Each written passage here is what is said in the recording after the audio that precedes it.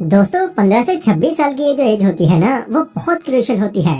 इस उम्र में हमारे अंदर काफी एनर्जी और एंथुजियाज्म होता है, जिसका इस्तेमाल एक बेटर फ्यूचर बनाने के लिए किया जा सकता है। बट इसी एज में ही जाने अनजाने में हमसे कुछ ऐसी मिस्टेक्स भी हो जाती हैं, जिसका पछतावा लोगों को लाइफ टाइम तक रहता है। दोस्तों बात ये होती है कि मस्ती, एंजॉयमेंट और जोश के चक्कर में कई बार यंगस्टर्स अपनी एनर्जी को सही जगह पर नहीं लगा पाते, जिसका रिजल्ट ये होता है कि इस एज के निकल जाने के बाद उनको एहसास होता है कि उन्होंने अपने उस टाइम में बहुत सी ऐसी गलतियां कर दी हैं जो उनको नहीं करनी चाहिए थी। एंड उसके बाद बस मन में फिर उनके यही चलता है कि काश मुझे ये पहले ही पता होता तो लाइफ कुछ और ही होती। लेकिन दोस्तों टाइम निकल जाने के बाद पछताने का कोई फायदा नहीं होता, क्योंकि उसके बाद आप कुछ भी नहीं बदल सकते। किसी महान इंसान ने ये बात कही थी कि वक्त निकल जाने के बाद किया गया पछतावा सिर्फ बेवकूफी होती है। यही वजह है कि इंसान को वक्त रहते अपनी गलतियों को समझ लेना चाहिए और उनमें सुधार लाना चाहिए, ताकि इससे वो अपना आने वाला फ्यूचर बर्बाद होने से बचा ले। क्योंकि ये फैक्ट है कि अगर किसी को ये समझ में आ जाए कि किस एज में कौन कौन सी चीजें करना उनके लिए ठीक नहीं है, जिनका पछतावा उन्हें फ्यूचर में हो सकता है, तो इस तरह की गलतियों को करने से वो खुद को बचा सकते हैं। सो अगर आप भी 15 से 26 की एज ग्रुप से बिलोंग करते हो तो आज की वीडियो आपके लिए बहुत ही हेल्पफुल होने वाली है, क्योंकि इस वीडियो में मैं आपको बताऊंगा कुछ ऐसी मिस्टेक्स जो आपको अपनी 19 से 25 साल की एज में तो बिल्कुल नहीं करनी चाहिए। So let's start. Number 1, distractions. देखो इस एज में हमारी बॉडी में नेचुरली बहुत से हार्मोनल चेंजेस होते हैं, जिस वजह से कोई डिस्ट्रैक्शन हो जाना एक आम बात है। इन हार्मोनल चेंजेस की वजह से ही एक जेंडर ऑपोजिट जेंडर के लिए अट्रैक्शन में आने लग जाता है, एंड एज अ रिजल्ट वो उस अट्रैक्शन को एक सच्चा प्यार मानकर उस पर अपना बहुत सारा टाइम लगाते हैं। मैं जानता हूँ कि ये होना नेचुरल है, एंड हो सकता है कि ये अट्रैक्शन आपके साथ भी हुई हो, क्योंकि ये किसी के साथ भी हो सकती है। पर एक मैच्योर पर्सन आप तभी कहलाओगे जब आप इन सब चीजों पर अपना कंट्रोल रख सकोगे और हर वो चीज जो आपको आपके गोल से डिस्ट्रैक्ट करती है उससे दूरी बनाकर रखोगे। मतलब फ्यूचर को अगर आपको थोड़ा सीरियस लेकर चलना है तो आपको अपने आसपास के नेगेटिव लोग, बुरी आदतें, इन सब पर काबू पाने की जरूरत है और अपने आप को शांत और फोकस्ड रखने की जरूरत है। देखो आजकल के यंगस्टर्स में एडल्ट कंटेंट को लेकर भी जो क्रेज है वो बहुत बढ़ता जा रहा है, जबकि सेम टाइम सबको ये पता होता है कि ये हमारे लिए और हमारे फ्यूचर के लिए कितना हार्मफुल है, क्योंकि ये आदत लोगों के दिमाग को उस लेवल पर डिस्ट्रॉय कर रही है जिसका वो अंदाजा भी नहीं लगा सकते। एक सर्वे में पाया गया कि फिल्म इंडस्ट्री में बॉलीवुड और हॉलीवुड मिलकर इतना नहीं कमाते जिससे ज्यादा ये एडल्ट साइट्स अकेली कमा लेती हैं।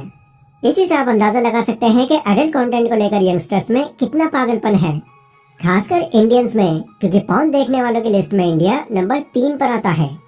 हाँ ये सच है कि एक बार इसकी आदत पड़ जाने के बाद ये छूटनी थोड़ी मुश्किल पड़ जाती है, पर मुश्किल पड़ने का रीजन ये होता है कि लोग अपनी सालों पहले लगी आदत को एक ही बार में खत्म करना चाहते हैं।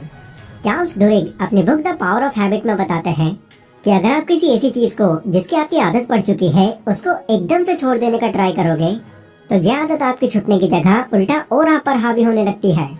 एक आदत जो हमको धीरे धीरे लगी है, ये ध्यान रखना, वो धीरे धीरे ही जाएगी। जैसे धीरे धीरे आपने उस हैबिट को डालना शुरू किया था, वैसे ही धीरे धीरे बस आपको उस हैबिट को अवॉइड करना शुरू करना है, जिससे आपकी इस बैड हैबिट का टाइम कम होता रहेगा। एंड एक टाइम ऐसा आएगा जब आपकी ये बुरी आदत पूरी तरह से छूट चुकी होगी। इसके अलावा आजकल सोशल मीडिया भी एक बहुत बड़ी डिस्ट्रैक्शन बना हुआ है, तो इसको कम करने के लिए भी आप इसी मेथड का यूज कर सकते हैं। आपकी ये एडिक्शन भी कम हो जाएगी। Number 2, under estimating yourself. इस एज में आपके अंदर फुल एनर्जी का होना बहुत जरूरी है, ताकि जितने भी बड़े आपके सपने हैं उनसे आप घबरा कर न बैठ जाओ।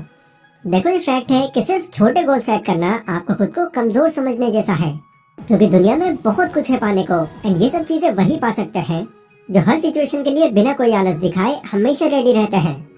संदीप सर का एक बहुत ही फेमस कोट है जो वो अपने कई सेमिनार्स में बोल चुके हैं।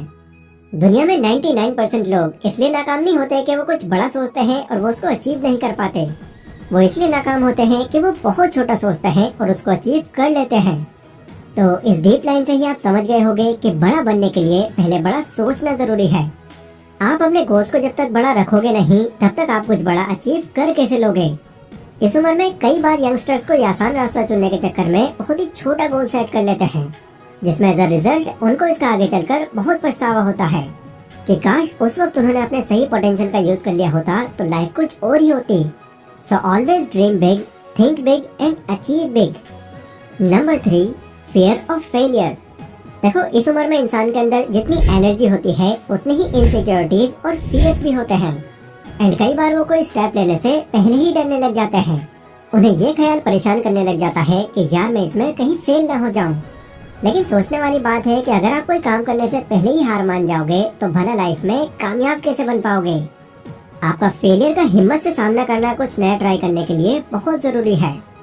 ग्राहम बेल को जब टेलीफोन बनाने का आइडिया मिला तो उस वक्त उसको एग्जीक्यूट करने से पहले उनके अंदर भी फियर आया था, क्योंकि वो कुछ ऐसा नया करने जा रहे थे जो पहले कभी नहीं हुआ था।